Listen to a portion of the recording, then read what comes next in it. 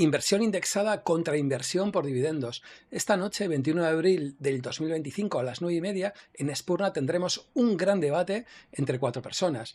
Por un lado, dos personas que hablaremos sobre todo de las bondades que tienen indexados, estaríamos hablando de Jordi Yatzer y yo, y por otro lado tendríamos la parte dividendera, en el que tendríamos a Gorka y a Loco por Dividendo aprovechando por qué es mejor invertir en dividendos.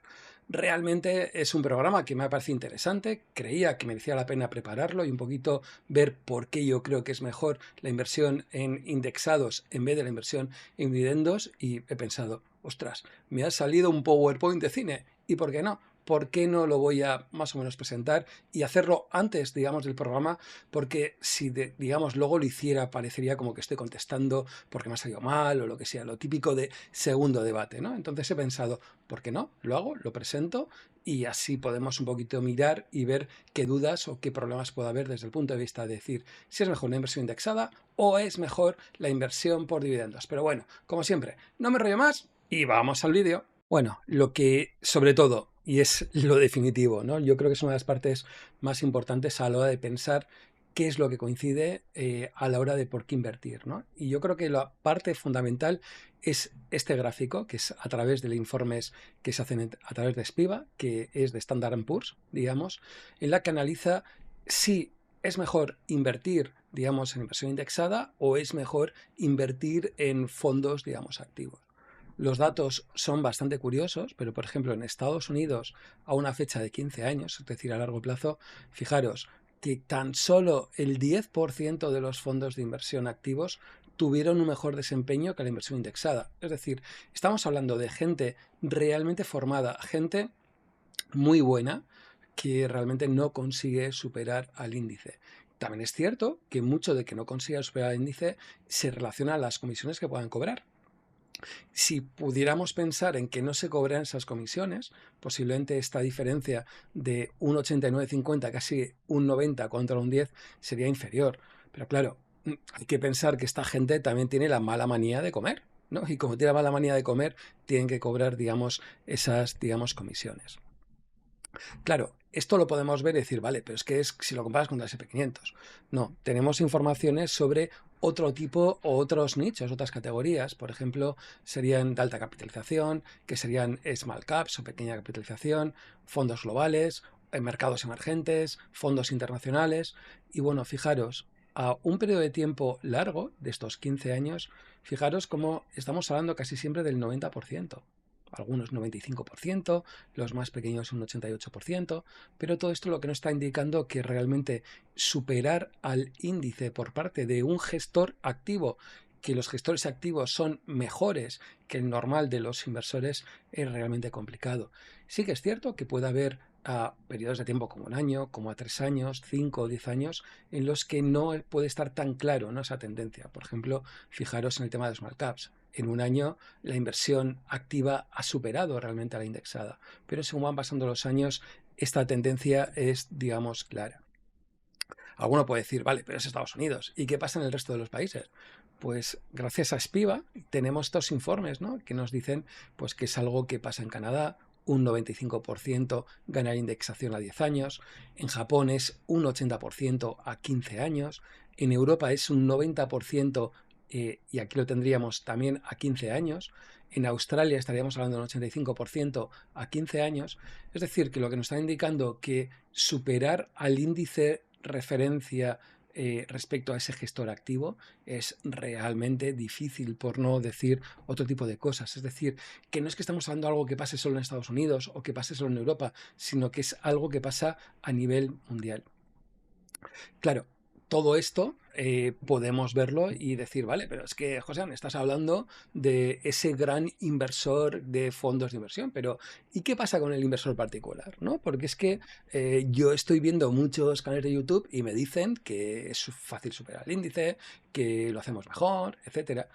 Bueno, aquí tenemos unos datos de JP Morgan, que yo creo que es uno de los estudios más interesantes que he visto desde hace tiempo, ¿no?, en el que hace unos retornos anualizados desde el año 2002 al 2021, 20 años, en los que compara las diferentes rentabilidades. Y sobre todo, la parte importante es darnos cuenta qué es lo que ha pasado con el inversor medio, ¿no? Como fijaros cómo la rentabilidad ha sido de un 3,6%, muy por debajo de lo que puede haber sido invertir en el S&P 500. Es decir, que lo que estaríamos hablando de que la mayor parte de los fondos de inversión activos no supera el índice es correcto, pero es que también nos pasa con el inversor pequeño, ¿no? Tan solo el 3,6, incluso estaría, fijaros, en la parte baja, ¿no? Es decir, que pensar que un inversor normal, un inversor mediano va a superar el índice, yo creo que es algo que sinceramente no tiene sentido. Y la inversión directa en dividendos, sobre todo, vamos a pensar en este inversor, digamos, tradicional. Otro punto, que el futuro nadie lo sabe. O sea, es algo que yo creo que lo que tenemos que tener claro, ¿no? Fijaros, esto es cuánto capitalizaba el MSCI World desde el punto de vista de países, ¿no? Y fijaros cómo en los años 80 esta barra azul representaba el 40 y tantos por ciento Japón, ¿no? Y Estados Unidos en capitalización representaba un 30. Han ido pasando los años, tiqui, tiqui, tiqui, tiqui, tiqui, tiqui, tiqui, tiqui, y Japón pues representa tan solo un 5% actualmente, y Estados Unidos de ese 30 ha doblado a ese 65% desde el punto de vista de capitalización. Es decir, no lo sabemos, ¿no? ¿Y qué es lo que pasa muchas veces? Que el inversor, digamos, particular, el inversor muchas veces que es ese dividendero que está contento, feliz y charachero, pues no es capaz de vender, no es capaz de hacer esos cambios. Se mentaliza pensando decir, ostras, si esto ha bajado, pues igual podrá subir, pero estoy feliz con mis dividendos. Sí, pero fijaros, no tiene, digamos, mucho sentido. Tienes que seguir la tendencia y a los mercados, ¿no? Otro punto, mantener las acciones suele ser una muy mala idea. Esto para siempre, esto pensar que genial, voy a tener estas acciones y demás, pues no tiene mucho sentido. Fijaros, ¿no? El Standard Poor's 500, el top 10 holdings.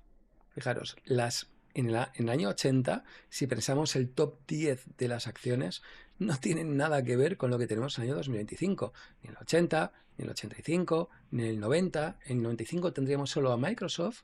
En 2000 seguimos con Microsoft, 2005 con Microsoft, 2010 empezamos a tener 4, 2015 empezamos a tener algo más, 2020 algo más, 2025 pues las que digamos tendríamos, ¿no? Es decir, que no estar pensando que el mercado se mueve, que las empresas para tener esas ganancias tienen que ir superándose y que no podemos pensar en que vamos a tener esa acción de por vida y que vamos a tener esa acción para los próximos 50 años, es algo que, como veis, esa rentabilidad la estaríamos perdiendo, digamos, de manera clara, ¿no? Y alguno puede decir, ha ido mal por tener Exxon, Standard Oil, Shell, Móvil.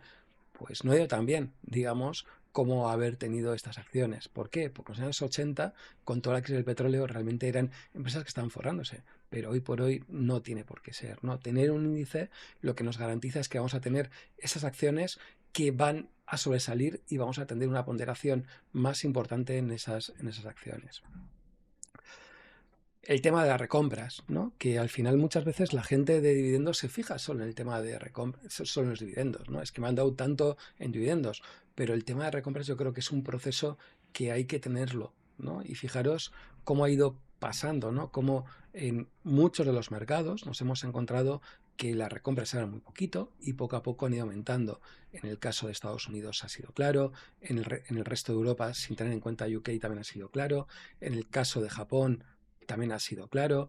Y en el caso, por ejemplo, de Estados Unidos, fijaros que ha pasado de tener un porcentaje de recompras realmente importantes a ir reduciéndose en cierta manera este porcentaje, digamos, de recompras.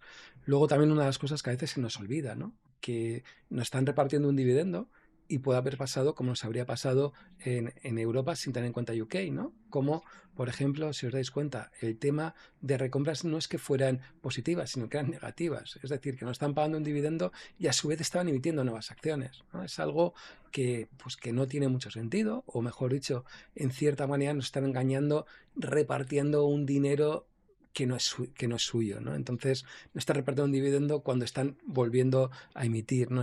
Parece que la empresa va bien, pero realmente no tiene por qué ir bien, están emitiendo nuevas acciones. Más cosas, por ejemplo, podemos ver uno de los casos, yo creo que es más significativo, ¿no? Y es el caso de Peter Lynch, ¿no? Con su fondo Fidelity Magellan, que desde 1967 hasta 1990 consiguió una rentabilidad realmente excepcional. Estamos hablando del 29%.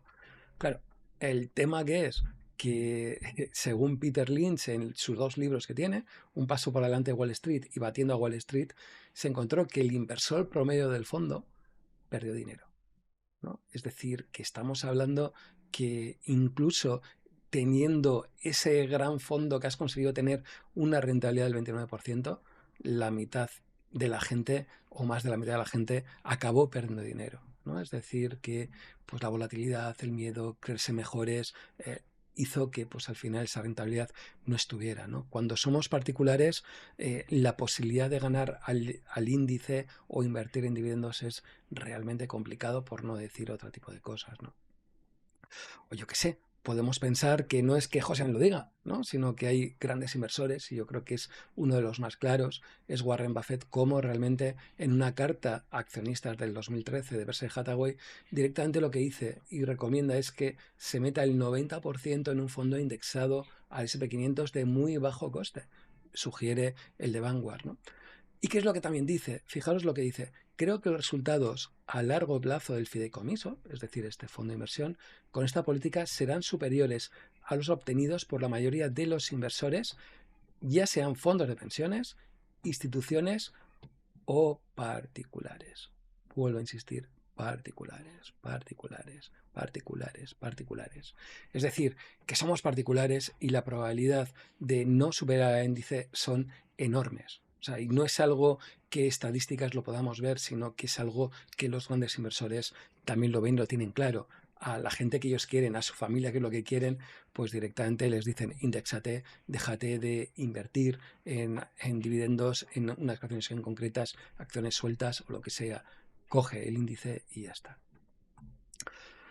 También incluso hay apuestas muy curiosas, ¿no? Y hablando de Warren Buffett, ¿no? Como es en el 2007, pues apostó $1 millón contra una cartera de 5 fondos, en el que se le decían a cualquiera que podía aceptar esta apuesta, indexación contra el SP 500 contra 5 fondos de fondos. Es decir, que coges 5 fondos y esa cartera de esos fondos a ver si es capaz de superar al índice. Y no es que estuviera pensando en un fondo, como por ejemplo podríamos hablar desde el punto de vista español europeo, que tenemos a la CNMV, que pues tiene sus limitaciones y no podemos hacer grandes apuestas, ¿no?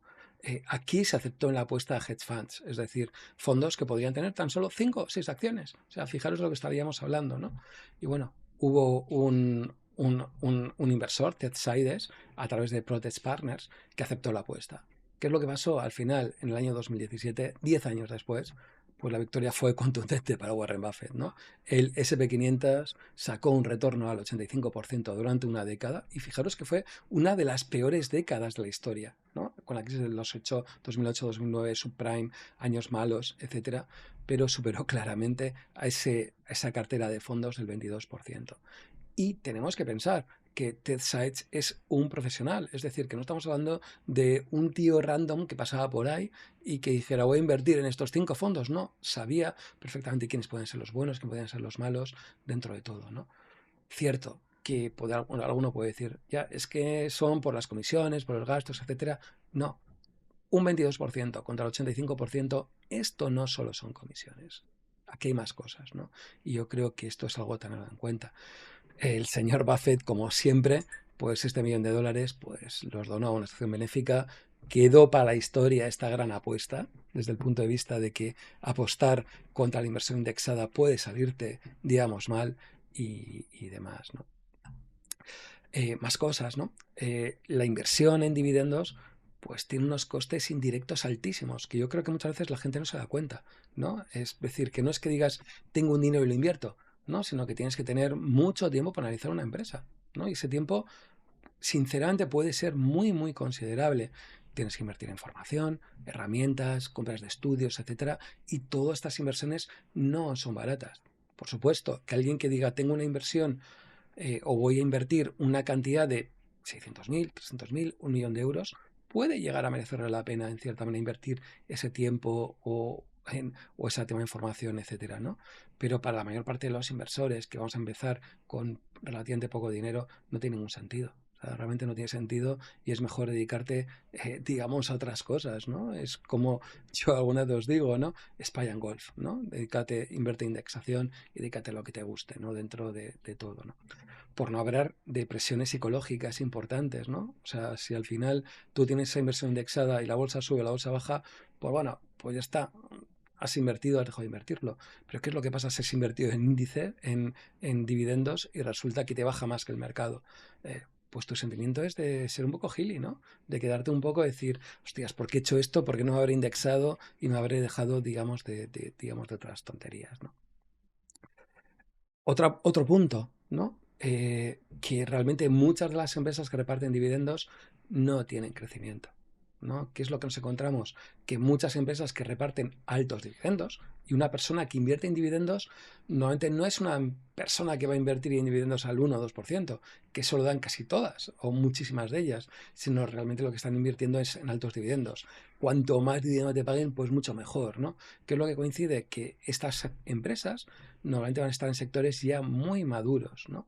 Y cuando estás en sectores muy maduros no consigues un alto ROI, que es decir, no consigues una alta rentabilidad sobre tus recursos, no ven grandes posibilidades de inversión, son algo que pues te conviertes en una especie de renta fija y no se os ocurre más que repartir dividendos. Ya está, repartir dividendos, todos contentos y ese gerente o ese directivo sigue manteniendo, digamos, ese puesto de trabajo, ¿no? Uno de los puntos que muchas veces la gente desconoce es que las grandes rentabilidades se producen por muy pocas empresas, ¿no? Aquí hay un estudio, es relativamente viejo, pero bueno, posiblemente habrá otros hasta el 2020 y tantos, etcétera, pero la situación, el punto es algo parecido, ¿no?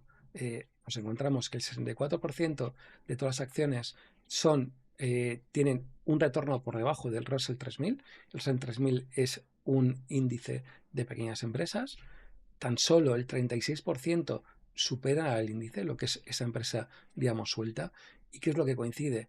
Que tan solo el 6,1% de las acciones consiguen superar de una manera clarísima, digamos, al índice, ¿no? Es decir, que estaríamos hablando que muy pocas empresas son las que superan el índice y estaríamos hablando que la mayor parte de la rentabilidad proceden de este 6% de las empresas.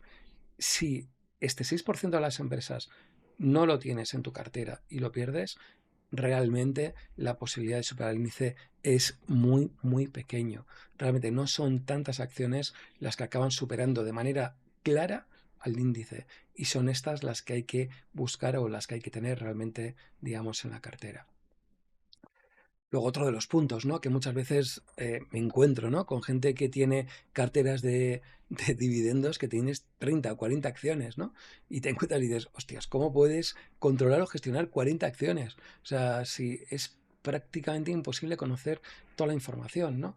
Incluso cuantas más acciones vas metiendo, tu grado de diversificación disminuye y hay un punto en el que estás ya muy cerca del mercado, ¿no? En esta gráfica nos dice cuántos son el número de acciones que podemos tener en nuestra cartera, una, 10, 19, 28 hasta 100, ¿bien?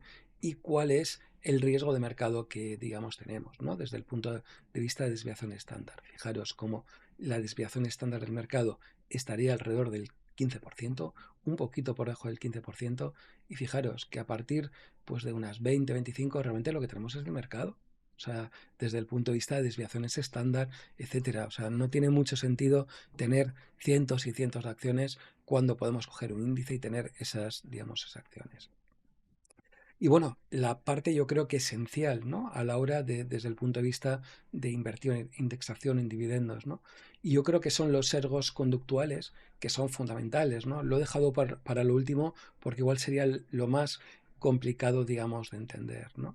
Primero, recibir dividendos tiene varios sesgos, ¿no? El primero de ellos, yo diría que es lo que se llama la falacia del dividendo gratuito, ¿no? ¿A qué me refiero con esto, no? ¿Qué es lo que pasa? Que cuando recibimos un dividendo, la gente piensa que es extra, que es gratis, que me lo están dando, ¿no? Pero que lo que la gente no se da cuenta es que ese dividendo, cuando nos lo dan, descuentan directamente el valor de la acción. O sea, directamente, ¿no? Es decir, que estamos pensando en que nos reparten dividendos o descuentan dividendos. Pero fijaros desde el punto de vista de las palabras, ¿no? Nos reparten es algo positivo o descuentan dividendos es negativos, ¿no? Cuando nos descuentan no mola, ¿no? Pues pensar, ¿no? Que realmente nos descuentan el dividendo. O sea, descontamos el dividendo, es decir, que no obtenemos realmente, estamos perdiendo parte del valor, digamos, de esa empresa. Y si esa empresa es realmente buena, no quisiera que me dieran dividendos. Yo lo que quiero es que sigan creciendo, sigan reinvirtiendo en la empresa y ya está, ¿no? Luego, ¿qué es lo que coincide? Que recibir dividendos tiene un sesgo y es que aumenta la confianza y la ansiedad de la inversión. Es decir, que esto puede ser positivo o negativo, dependiendo de cómo lo pensemos, ¿no? Imaginaos, si tienes una caída muy fuerte en la acción, pues recibir dividendos, pues en cierta manera nos reduce la ansiedad, ¿no? Es decir, bueno, pues nos ha caído la bolsa un 50%, pero ostras, recibo un 5% por dividendos, o un 6%, ya subirán. Y mientras tanto voy cogiendo esos dividendos.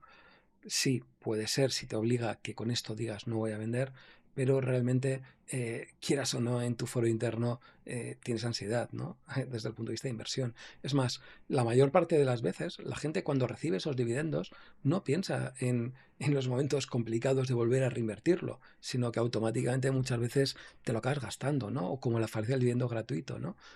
Lo gastas, no haces ese interés compuesto que es, digamos, claro, ¿no? Luego otra falacia, digamos, sería, o sesgo sería la contabilidad mental, ¿no? Eh, Al recibir los dividendos, la mayor parte de la gente piensa que no nos estamos descapitalizando, ¿no? Es decir, qué guay, lo estamos haciendo, no estamos perdiendo nuestro principal, podemos gastarlo, podemos vivir de las rentas. Oye, que con los indexados te pasa lo mismo. Tú vas reinvirtiendo y ya está. O sea, tú sinceramente en el momento que desinviertas, obtienes el dinero y ya está. O sea, no tienes esa contabilidad, digamos, mental, ¿no? Que esto muchas veces nos hace ese juego de pensar que no nos estamos descapitalizando. No, no, perdona, te equivocas. O sea, mientras no y reinviertas estos dividendos, te acabas en cierta manera descapitalizando, ¿no? Otro punto yo creo que es el exceso de confianza, ¿no? ¿Qué es lo que coincide? Que muchas veces cuando tú inviertes en dividendos, inviertes en acciones sueltas, realmente es que confías en hacerlo mejor que el mercado. Y fijaros lo que veíamos al principio del vídeo, que realmente superar el índice al mercado es realmente complicado, ¿no? Tienes ese exceso de confianza y ese exceso de confianza muchas veces te hace que no hagas buenas políticas, ¿no? A la hora de hacerlo. Y luego, por último, hablaríamos de un sesgo de confirmación en el que sobre todo lo que hacemos es buscar informaciones que confirmen nuestras creencias. Si tenemos una acción determinada, buscamos sobre esa acción. Y si vemos muchos analistas que dicen, ostras, qué buena esta acción, pues buscamos o estamos tranquilos, ¿no? Pensando que eso sería lo correcto. ¿Qué es lo que pasa? Que muchas veces no nos damos cuenta o minusvaloramos lo que otras personas comentan desde el punto de vista de ese mercado, ¿no? En la inversión en indexados lo que nos permite es evitarnos muchos de estos sesgos, ¿no? Al final nos evitamos, digamos, esos problemas o esa aversión a admitir errores de manera, digamos, clara, ¿no? Fiscalidad, que yo creo que este es un punto que muchas veces se nos olvida, ¿no? Y es que recibir dividendos no es algo fiscalmente eficiente. O sea, si tú, imagínate, recibes un dividendo y con el dinero que recibes vuelves a invertirlo, pues estás pagando a Hacienda que serían unos impuestos que igual no tendrías que por qué pagar, ¿no? O sea, que es que no tiene, digamos, tanto sentido, ¿no? Estamos engordando a Hacienda cuando realmente lo que confiamos es una empresa y pagaremos luego en el momento en que si nos salió positivo o nos salió negativo, ¿no? Claro, ¿qué es lo que coincide? Que fijaros, ¿no? Los beneficios patrimoniales se compensan con pérdidas patrimoniales, ¿no? Vamos, si se pudiera reinvertir de manera automática sin recibir esos dividendos, porque la empresa sigue componiendo unas tasas realmente importantes, no tendríamos ese problema. Y si un día tenemos un problema, pues podemos compensar beneficios con pérdidas. Los dividendos no. O sea, en el momento en el que, digamos, hemos pagado, pues ya está. No podemos compensarlo todo con las pérdidas patrimoniales, ¿no? Dependiendo de los países, dependiendo las fiscalidades, algo se puede hacer, pero habitualmente no, digamos, no lo sería, ¿no? Dentro de todo. Y bueno, nada más. Espero que os haya gustado. Os invito a que veáis, digamos, el directo que tendremos este lunes en Spurna a las 9:30 y yo sinceramente creo que puede ser interesante, ¿no? Yo creo que son varios slides que he preparado para preparar el debate de hoy. Ahí va un ratillo y he pensado decir, ostras, ¿por qué no? Puede ser interesante para el resto, ¿no? Recordaros, dejaros el canal de Telegram en el que hablamos que se llama Mejores Depósitos Subasteros, que hablamos de carteras, hablamos de inversión indexada, hablamos de depósitos, hablamos de un largo etcétera que desde el punto de vista de inversión es realmente interesante. Pero bueno, como siempre, no me enrollo más y hasta el siguiente vídeo.